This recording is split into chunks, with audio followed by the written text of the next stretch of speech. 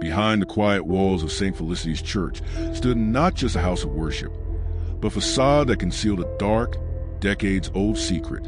A missing girl, a revered priest, a closed congregation that never asked questions.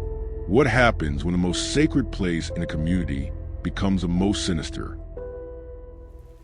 St. Felicity's Catholic Church stood at the edge of the small town of Rosemont, Mississippi. The white wooden chapel, with its tall steeple and weathered crucifix, had been a beacon of hope for over 80 years. Locals described it as God's house, a place untouched by time or scandal. But on July 14, 1996, that illusion shattered. A 14-year-old girl named Emily Granger vanished after attending Sunday Mass with her family.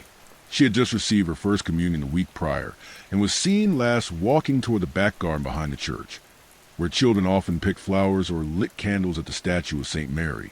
She never returned. Police were called. Search dogs brought in. Helicopters surveyed the surrounding woods. But there was no trace of her. Her purse, her shoes, even the Bible she carried religiously were never found. It was as if the church had swallowed her whole. Father Matthew Klein, the parish priest for over 30 years, helped coordinate prayer vigils and grief counseling. The community leaned on him as they mourned the disappearance of one of their own. "Let us not blame God," he said. "Let us trust in his purpose." But that trust would slowly erode. Emily wasn't the first girl to go missing in Rosemont. 2 years earlier, Laura Pennington, age 16, disappeared while bike and choir practice. Her route passed directly by St. Felicity's. At the time, it was treated as a runaway. No investigation was pursued aggressively. 5 years before that, Isabel Duarte, 13, vanished during a church youth retreat. Locals started whispering. 3 girls, all churchgoers, all last seen near or inside St. Felicity's. The church began to feel less like a place of worship and more like a mausoleum of unanswered questions. Still, no evidence ever linked Father Klein or anyone in the clergy to the disappearances. He was respected, educated, kind, always there at funerals, christenings, weddings, above suspicion. But in 2019, nearly 23 years after Emily's disappearance, a construction project changed everything. The church needed plumbing repairs. A small team was hired to dig behind the sacristy wall.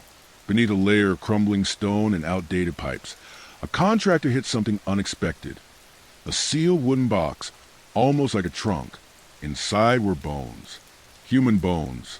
Forensics later confirmed they belonged to Laura Pennington, the teen who disappeared in 1994. The bones showed signs of restraint, blunt force trauma, and, most hauntingly, scratches on the inside of the box lid. She had been buried alive. The discovery shocked the town. Police reopened all cold cases connected to the church. A second box was soon found, deeper in the church's underground crypt, where only clergy had access. This one held the remains of Isabel Duarte. Both girls were found within 20 feet of the sanctuary. Father Klein was arrested but denied any involvement. He claimed ignorance, shock, sorrow. "I am a man of God," he told reporters. "This is the work of evil, yes, but not mine." But the evidence began stacking. A breakthrough came from the most unlikely source, an elderly nun named Sister Margaret, who had served the church since the 1970s. She had suffered a stroke in 2017 and was mostly nonverbal, but with the help of a speech pathologist, she began to communicate via typing. When asked about the girls, her typed message read, "Klein knew. He locked the door. He made me pray after." Investigators dug deeper into Klein's history. It turned out in the 1980s, he had been temporarily reassigned from another parish in Texas after inappropriate behavior with minor, though no charges have been filed, and the incident was buried by the diocese. Dozens of other complaints have been suppressed under confidential internal reviews. It was a classic case of clerical cover-up with a chilling twist. Police obtained a warrant to search every inch of the church property. In the basement, hidden behind a false wall lined with hymnals, they found a narrow corridor that led to a bricked-up door. Inside was a small chamber. The floor was concrete. The walls were lined with religious icons. There was a small cot, a crucifix with bloodstains, and handcuffs mounted to the wall. DNA matched all three missing girls. The room had been soundproofed. This was no moment of passion. This was premeditated, ritualistic, and, according to one FBI profiler, likely repeated over and over. There may have been more victims, but only 3 bodies were ever found. The trial of Father Matthew Klein in 2021 was the most publicized in Mississippi's recent history. Prosecutors presented damning evidence: DNA, witness testimony, hidden surveillance photos from 1993 showing Klein escorting Laura Pennington into the church late at night, financial records showing hush payments made by the diocese to families over the years. But Klein never confessed. He took the stand, eyes glazed with tears, claiming a demonic force had infiltrated the church. He blamed hallucinations, spiritual warfare, even suggesting that the devil had taken the form of his hands. The jury deliberated for 3 days. He was found guilty on multiple counts of murder, false imprisonment, and abuse of a corpse. Sentenced to life in prison without parole, Klein died 8 months later from what officials called a self-induced fast.